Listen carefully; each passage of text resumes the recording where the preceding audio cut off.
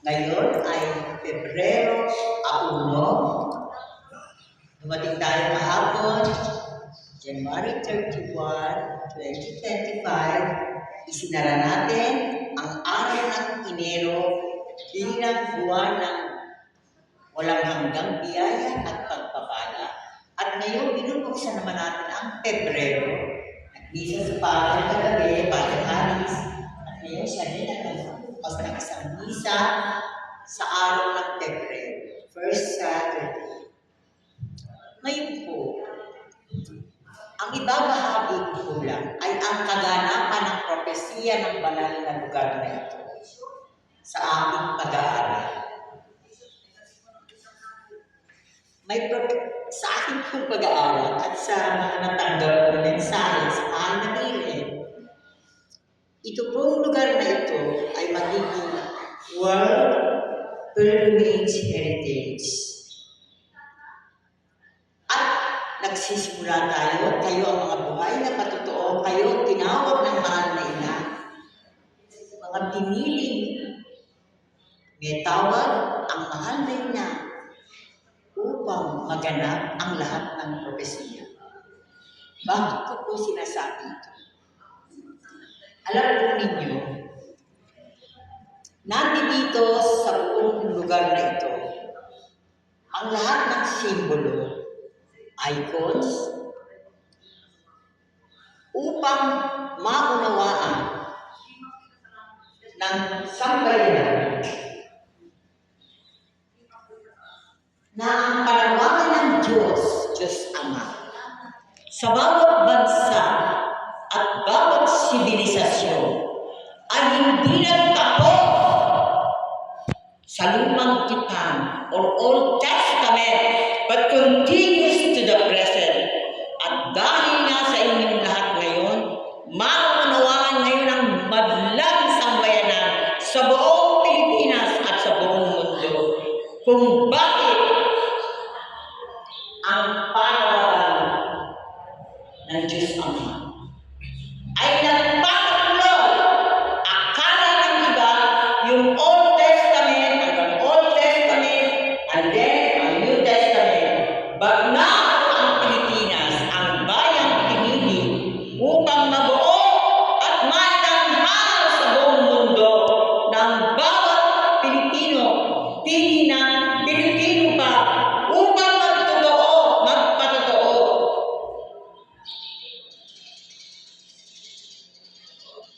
Na ang Pilipinas ay tinawag upang magpalaga sa buong mundo. At diyan ay paliliwanag ko sa isang madaling pagkakas sa dalawang ito at ang kapitan dito. Ang mahal na Biblia ng liwanag, nakabihis na siya ng ginto. Gintong puso. Ginto rin ang kailangan na lilitaw sa takdang panahon. Ang kumukit niya, sculptor niya, ay si Alex Ojas Castro.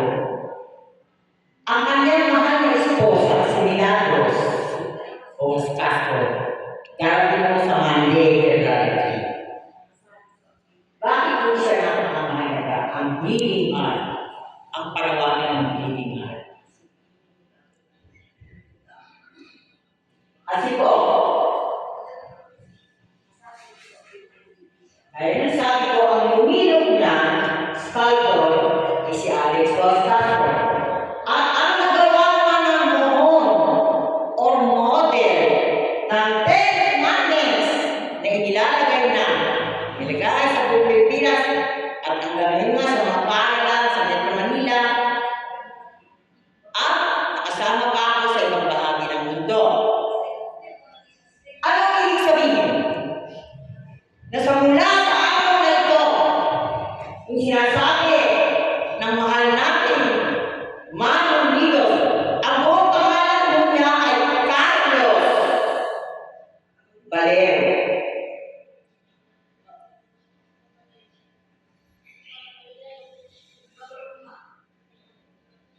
Si Marcos po, ang tinawagan, nadama niya, tinawagan siya, may hilako, may misteryo. Tinawagan siya, isang bugling ko lang ang naiintindihan ng buhay ni Marcos Calero. Bakit sa kanya po sinabi, ang krus at ang Ten Commandments? Ang una, alam ko may babae, at lang nagagawa ng mga tabletang yan, mga bago lang yan. At si Manong Dicos, hindi siya tumatanggap sa mga politiko at sa Amerika no may gustong magalo lagi ang mga pangalan nila hindi. Nakita niyo si Manong, wala mga pangalan niya. Ngayon, sa araw na ito, iyakayag natin nang tinawag si Manong Dicos, narinig siya ang boses ng Ama.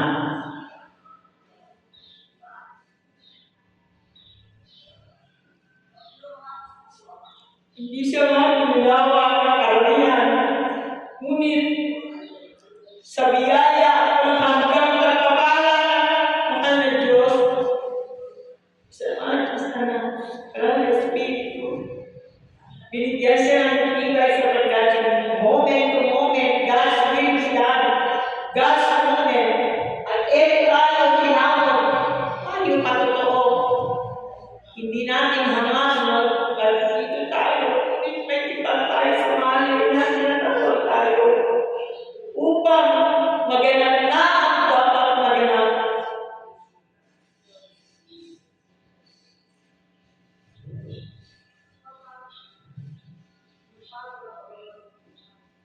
Si Father Harris, kayo,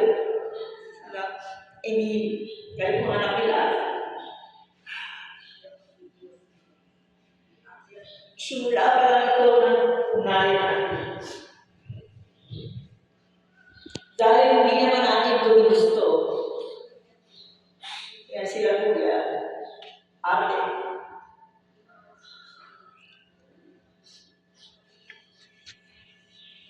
Bakit ito ang propesya ay mahalaga? Na tayo ang gumaganap sa isang ganang na propesya. Bukas po ay Pebrero 2.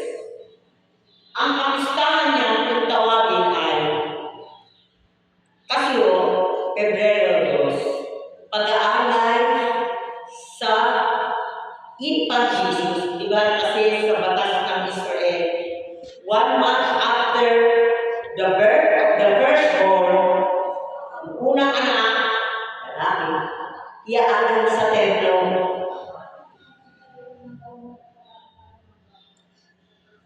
Dalawang propeta sa prophet, si Simeon at si Ana. May pangako sa kanila ang Diyos, lalo si Simeon. Hindi siya mamamatay hanggang hindi niya makikita ang ilaw, ang liwanag, ang patotoo sa Mesiyas na magliligtas sa buong mundo. Kung Israel, magtatanghal sa kaluwalhatian ng Israel. Kaya mga nagkakaya tayo gumaganap ngayon sa propesya niya. Dumudugtong tayo, binabagpanan natin din yung propesya niya. Si Ana din, si Ana, Cortez. Ang araw-araw na ginawa ng Diyos. Pinagtatawanan na yung dalawa, si Simeon at si Ana. Doon na sila nakatira sa templo. Araw-araw tuwing may mag-aalay. Hinihintay nila yan. At dumating ng takdang araw, yun ang pistahan natin siniselebrate. Dahil ito Pebrero 2, yung pag-aalay sa sanggol na Jesus, parang halos 1 month after, iaalay siya sa temple. Diba? Iaalay ni Mama Mary at si Joseph.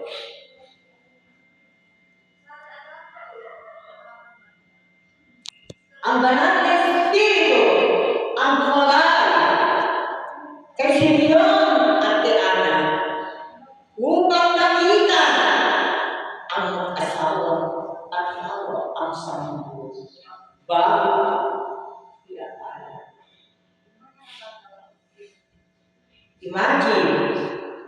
I-visualize natin ang eksena.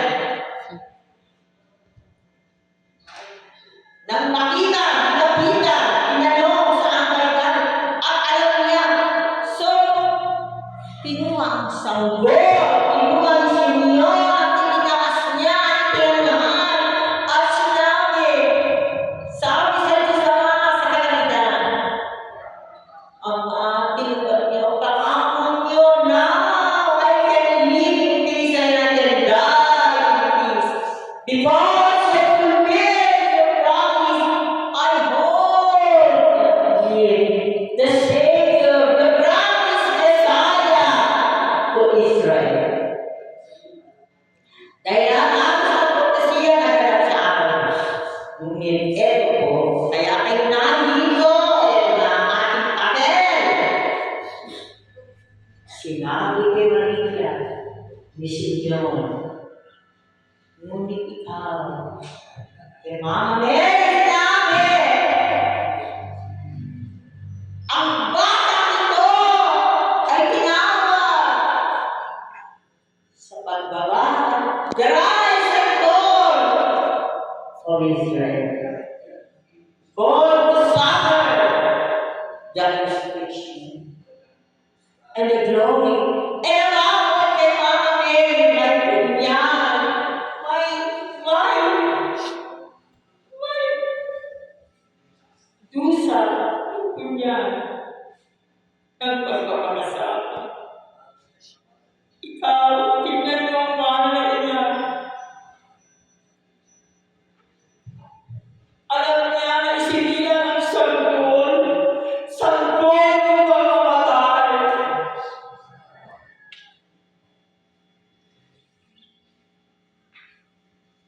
At bakit tayo narito ngayon?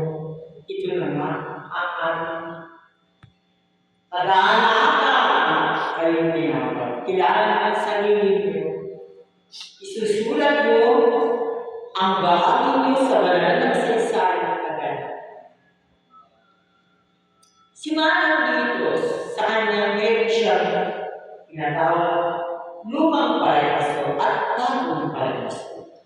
Nung kami nagtagpo sa bakuran niya,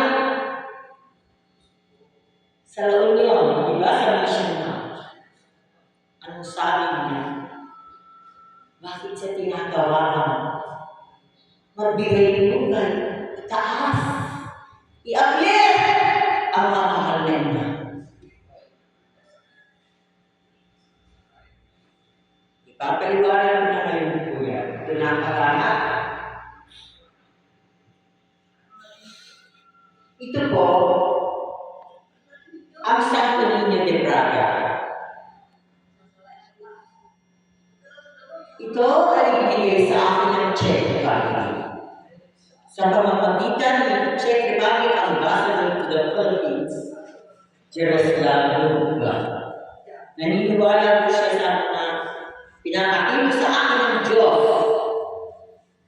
Kaya, nung inimbitahan na namin kasama ang delegasyon, ito, pumuntahan sa Santo Niño de Braga, bigyan ng superior, mga Carmelite Fathers yun sa Czech Republic. Ito po ang binigyan sa akin. Kaya titignan niyo yung sanggol na inaalay upang magdusa, ipake sa krus. Ngunit, may naman ito ng child Jesus na hari ng sanglibutan at may sentro at bakit naman natin ang sabi si Saint Pope John Paul II. Kasi ang saksi ko po dito noong October 22, bago ang October 22,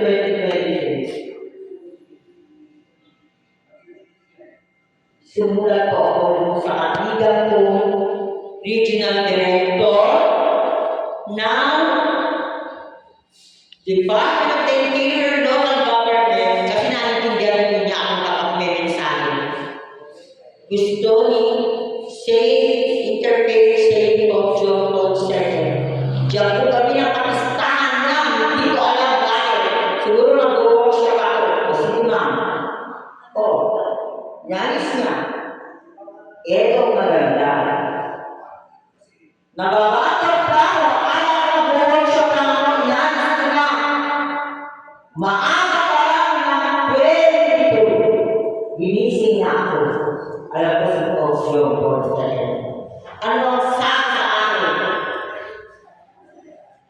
Bumili ako ng 10 estatwa niya.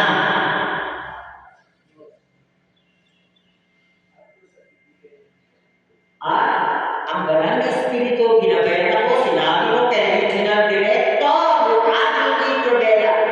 Dahil si Director Leocadio T. Trobela, naniniwala sa mensahe sa akin dahil ito na naman ang mahal niya. Nung sinabak siya sa Amerika, nagbilabot ng Manila. Gusto niya marating si Director Leocadio Trobela, muno Director ka siya ng National Barangay Operations Office. Bilangin niya, nung malito niya sa bahay ni Alex at Milagros Oras Castro, diyan natutulog sa bahay niya. Hindi ba yan ay matotoo na naman? Nagbilado! Kasi sino ako tanang magpunta sa akin dapat galing sa Amerika? Ako nagbila ng kanyang form dun sa online sa US. Sa bagay ko kilala ako kasi ng Amerika eh. Nagpunta ako dun eh. So, pero kahit na, bilang ka rin ang mahal niya. So, ano ang ibig sabihin niyo? Dahil, kaya kilala ako ng Director, Regional Director, Leocadio T. Trobela, naniwala siya. Sabi sa kanya, pupunta ako, doon ako bibili ng estatwa. Doon, alam ko, meron store, meron yung lugar, si Blessed James Alberione. Kasi yun, nagpakitao din ang langit sa kanila. Nagpakitao yan. May mystical, may experience ako. Kaya ipuntahan ako sa Aga Italy. Kasi ang Blessed James Alberione niya, sa Aga, parang pinanganak siya sa isang sapsapa na manger.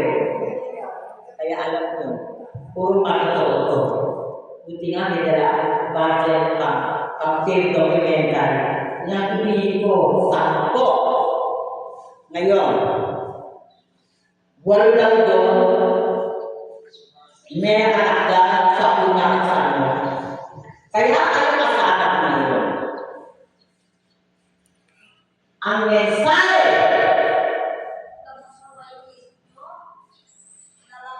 ito ako, nangalan, ang nagabot sa kanila, si Manong Litos Valero. Di ba, Father? Doon sa kanyang kapilya. May mensahe.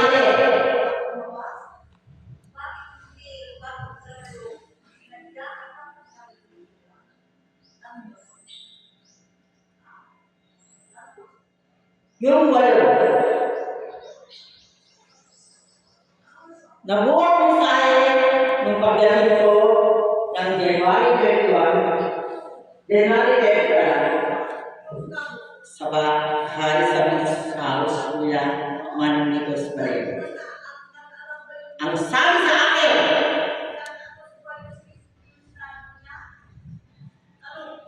ito ang aanayin natin ng dasal at pagkakasakit upang maganap na ang banal na alaala na ang propesiya na mga pinuno ay mga kailangan sa buhay ng isang buhay santa o bayan. Hindi pwede sabihin na sila ay hindi tinatawag upang manguna bilang santo, santa at bayan. Mula sa araw na ito, pare, sabihin natin dito, tagumpay na alam ko. Bakit? Pinaghawa ko sa kanila, inalay ko ito, ang mensahe. Walong mga spiritual leaders ang nagbibigay sa mga tatatay na hindi magiging karagdagan sa pagdating ng halalan ng Mayo. At sa June 9, 2025, yan kasi yung kagustahan ng isang Teresita at namin niya sa sarili niya. God's mercy lang na walang hanggang pag-ibigay. Ano ang nangyayari? Yung matindi na tatanggap ng handog ng interfaith saying, John Paul pupunta niya kung saan ang banal na bakuran ng spiritual world. Kaya una-una sumahan dito kung sino man niya makakita sa kanya. Pupunta dito.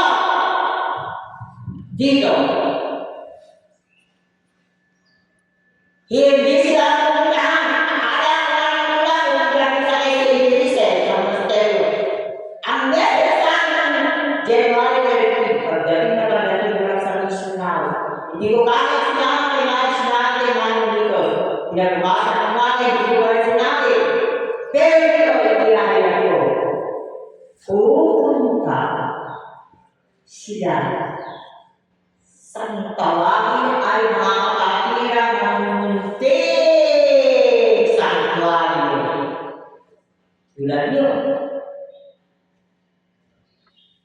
Hindi natin alam ang ipili ang tinatandaan na. Ngayon naman, punta tayo sa kasi dahil akala naman sa akin. Josie, taas, Josie there. Josie? Si Josie, pagtawag na, siya mo ba? Aligay, punta tayo dito sa Amerika kasi explain ko kami kasi tayo mo kami ang na explain ko. Bakit muna kayo sa Amerika? Kaya ayaw gawin na pinakawa kayo sa kayo na sila mo, kasi tatakalin mo kayo. Hindi, sige ikaw na puma, kasi sa kanana, ha? Kasakripisyo sa iyo. Kasi po, sige ako kayo kasi para hindi namin. Kasi po, ang sabi ng mahal na ina, ay mga pinili. Pakilabas mahal ko yung sa likod, yung isa dito, si Emil, kita niya. At gusto ko yung makita yung sa likod. Ayan, kuhalan niya ang photo yan. Ito.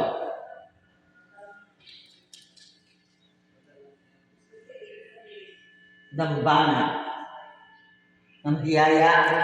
Okay. Kanina nag-usap kami ni Emil. Bakit ako ang mensahe sa akin ang mahal na natin? Nung pagdating namin dito at tinawagan ko yung dalawang anak niya. Anak, bibilisan niya na ako. Ang aking pagbulusat dalamhati. Nung sinabi ni Simeon na ngayon niya nakakaanak sa iyo sapagkat ang anak na ito, ang sanggol na ito, na tinawag ang pinaihintan ng Mesiyas, manunubos, ay may pag-aalay na may kasamang pagpapakasakit. Kaya ang mahal na ina, ang mahal na ina, ang mahal na ina, ang pusong nagdurugo, ayun tayo tinawag dito. Mauna tayo, mauna. Upang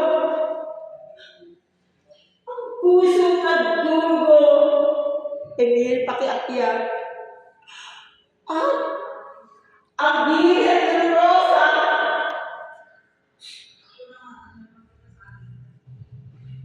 Kaya yung lugar nila, ang inaanugan na Barangay.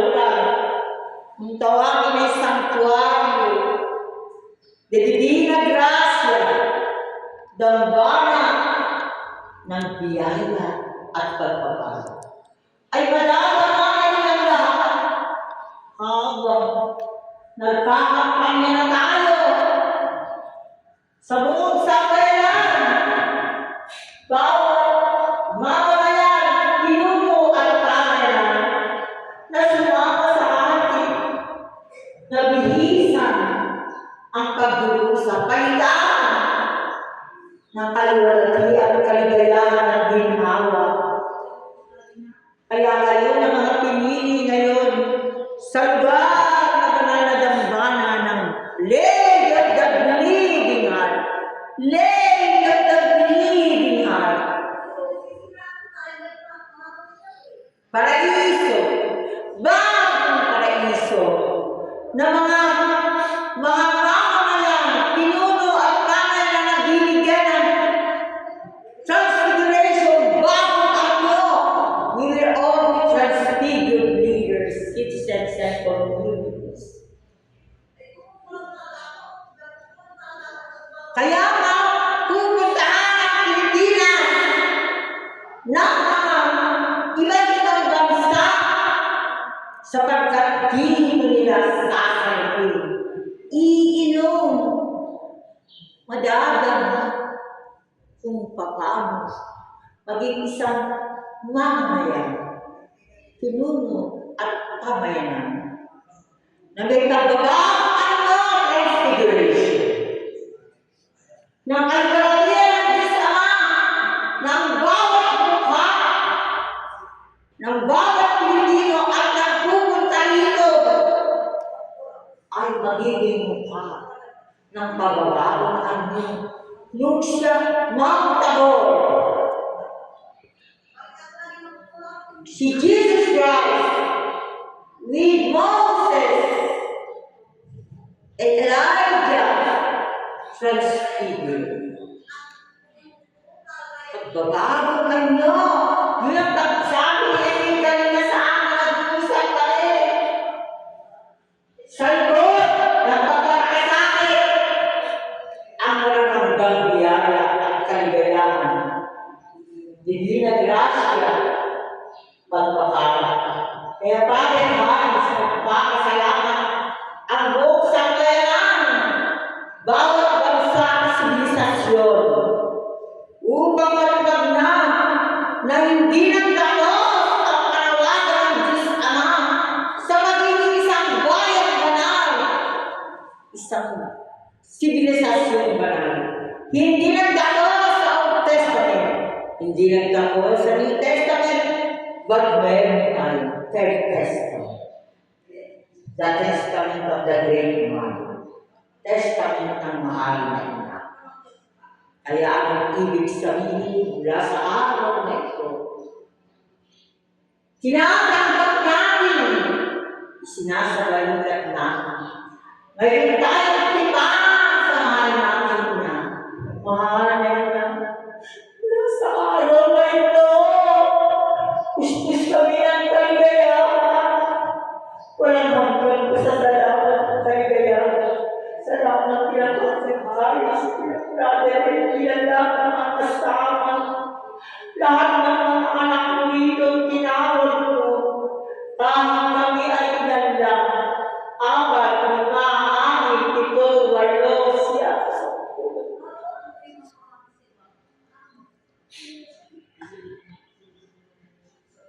10. Isang banal na posisyon may pinagsisimulan. Mahal namin ang mga dito sa Carlos, dito sa Korea. Salamat. Wala hanggang pasasalamat sa inyong pagganap. Sa mga mensahe na ibinigay sa iyo ng mahal na Ama, Anak, at Espiritu Santo, dahil pinagbilang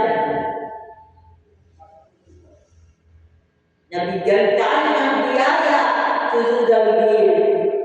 Anong nakalagay dyan? Please help me. Please help me do thy will.